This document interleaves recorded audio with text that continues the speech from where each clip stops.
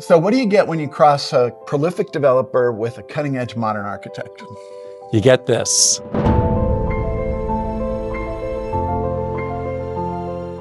It's funny, when we were talking about coming out here, I was like, are we going to the Eichler or the Quincy Jones? I thought it was an Eichler.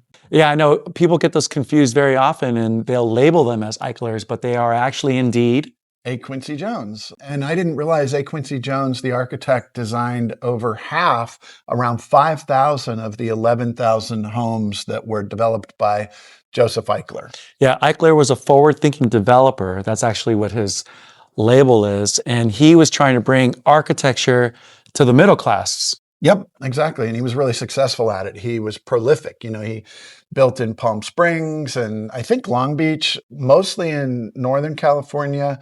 There are a couple developments in Southern California, and this is one of them in the Balboa Highlands, HPOZ. This is a historic preservation overlay zone to protect these beautiful Quincy Jones Eichler homes. And very often, Frederick Emmons gets excluded.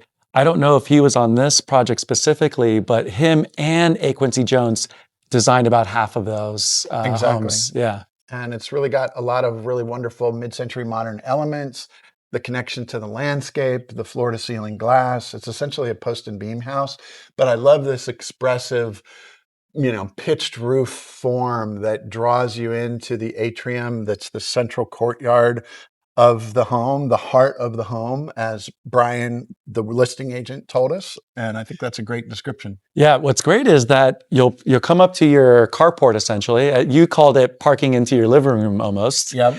And the door that you enter into, this blue door, you're not actually entering into the home quite yet. You're entering into... Yeah, it's like you're coming through a door that feels like you're going into the house, but you're actually going outside again. You're in an enclosed courtyard with exposed roof rafters that bring light and breezes into the central courtyard. And that has a long history in Southern California. I mean, that's Mexican architecture. Courtyard architecture is essential to passive cooling and keeping a home very comfortable without, air conditioning. What that courtyard, it allows you to do is you're kind of exploiting space, because there, like in the living room, there is no hallway, right? And the sun comes through this atrium, goes into the space, and there is a circulation around that courtyard, but it's kind of all embedded into one. So you're kind of blurring the lines between path of travel and the space itself. True. Yeah, it's very indoor-outdoor. Each of the rooms looks into that courtyard or out to the beautiful pool in the backyard. And it's really just a magical space, well preserved, and I'm excited to check it out. Should we take them in? Let's do it. Let's do it. Oh, one thing I wanted to point out before we walk in is this wonderful cutout. As it is, it's kind of like a skylight that's all I'm seeing is sky as I open in. Yeah, it's really thoughtful, because on this side, it's solid because that's where the garage is. But here, this is very purposefully allowing light into that window. And then the gable, the triangle that you see from inside the courtyard, just running the whole spine of the house, is so dramatic.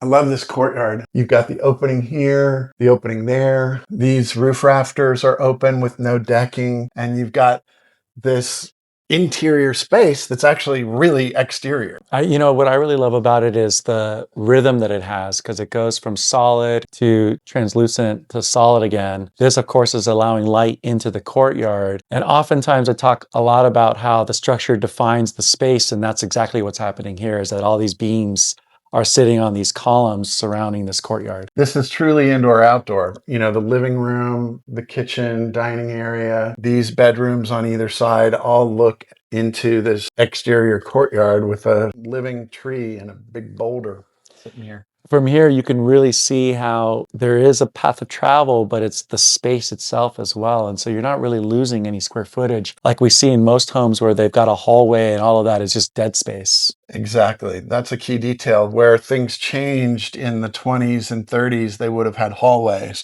By the 40s, when Eichler was building, he built from 49 to 66, I think. The open plan became more popular and hallways got absorbed into living space where the path of travel, as you say, became the room itself, not a hallway. Yeah, you know, one thing I'm just going to deter here for a moment, but you and I often talk about how hard it is to develop architecture, and most of the time people end up losing money on it.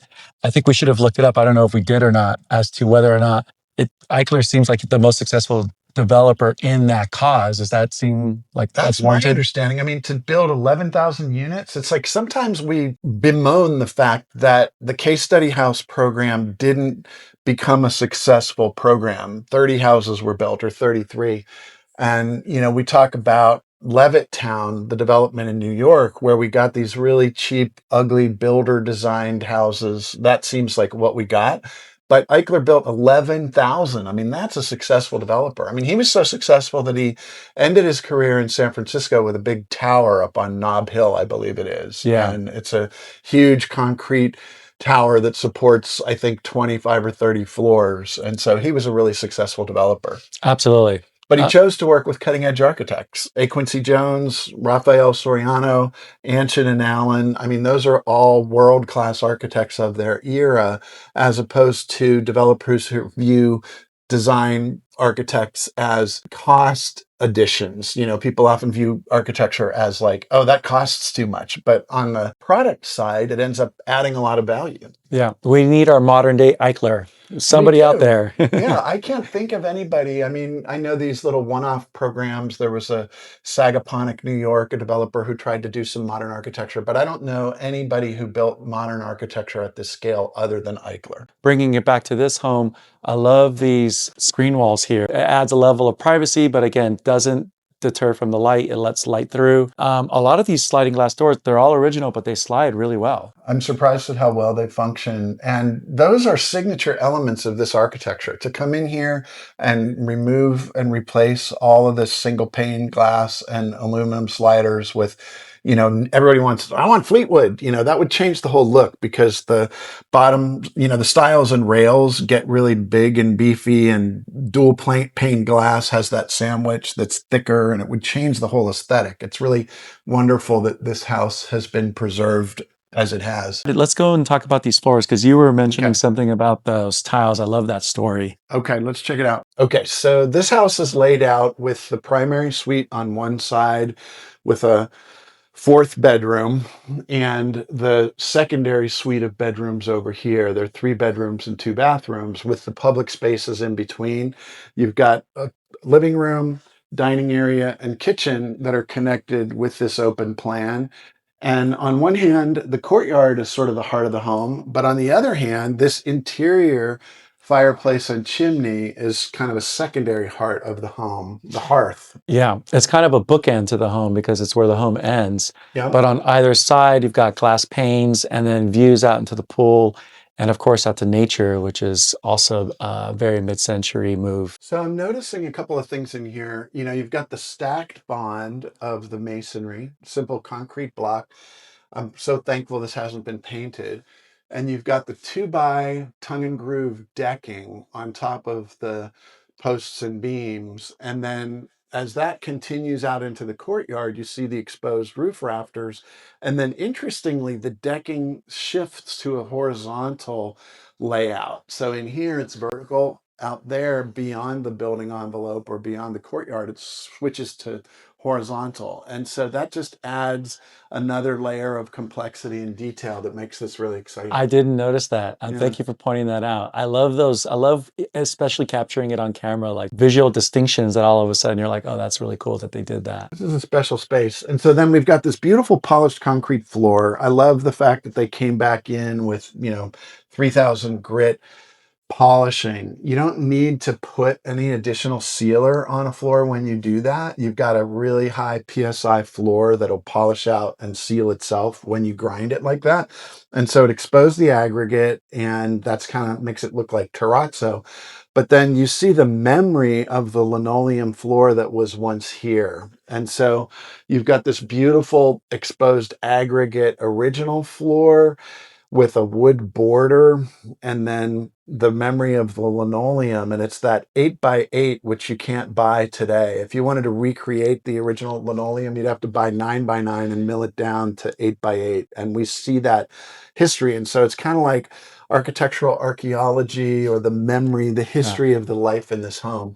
We saw that in another A. Quincy Jones in Crestwood Hills, where they went out and they did that exact thing. They went over the top on that one, and they got a big premium for that. That was Yeah. the highest price ever paid per square foot for an A. Quincy Jones home in Crestwood Hills, Yeah. because they went OCD on Yeah. things like that 8x8 Yeah. linoleum. So, I was surprised to read that a lot of these homes, the concrete floor had radiant heating, which is why you didn't see furnaces or Exactly. wall furnaces. And I think that that's a really interesting fact, because personally, I think it's the best heating is radiant floor heating. But Very comfortable. Yeah, really comfortable. In this home, they've got these vents here that I'm looking in the floor.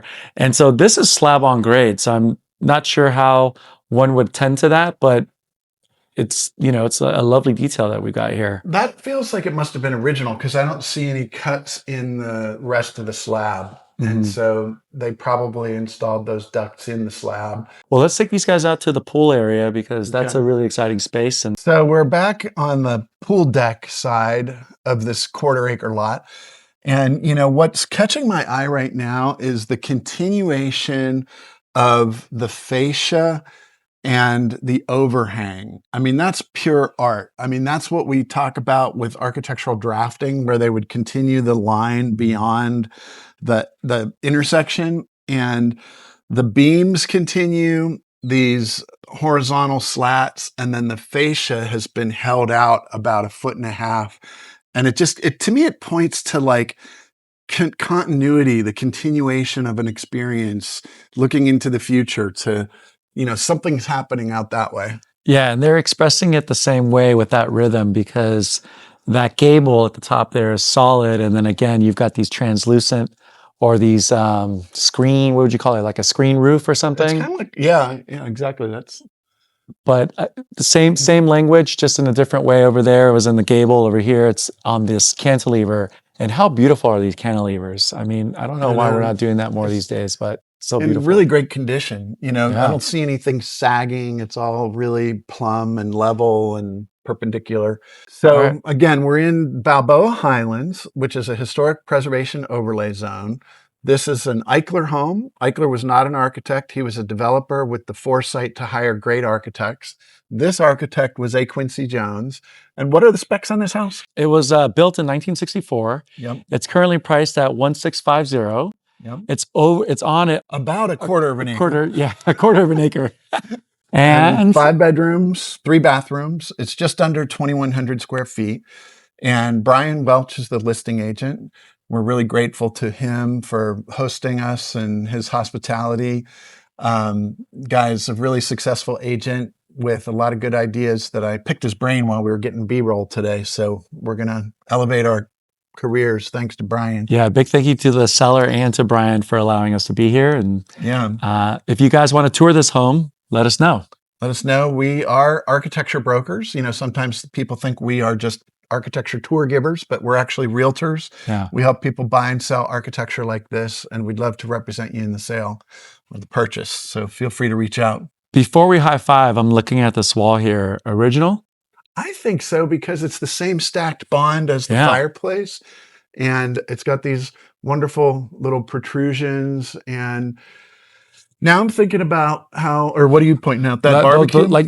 That one, again, it's like not solid on those specific CMU blocks. So it's really interesting how, again, it's matching the same rhythm of the house. But what were you going to say? Yeah, they rotated the block, so you see through the block there at the barbecue. And to me, I'm being transported back to my childhood, because it's like that barbecue, I feel like, is something that you would see in state parks and stuff. And it's a built-in barbecue under a trellis that has the same post and beam language.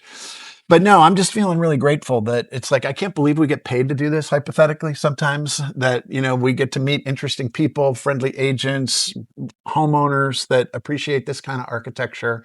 And that's what we do every day. But also the fact that, I feel like I learned something new every day. I was confused because I was like, I thought Eichler worked with Palmer and Kreisel, but no, this is A. Quincy Jones. And A. Quincy Jones did half of the houses, half of those 11,000 houses. So it's both an A. Quincy Jones and an Eichler. And that I learned something new today. Yeah, well, I learned from you a lot. So here we are to the gift of learning. Yes, exactly.